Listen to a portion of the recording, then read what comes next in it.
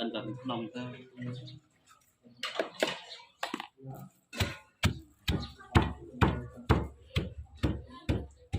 เรื่อยๆแล้ว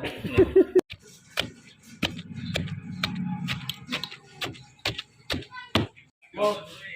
จบเสียติดในกองคืนวันแรกก็สัญญาเป็น5 ตัวอย่างมาในเด้งมันลุกเลย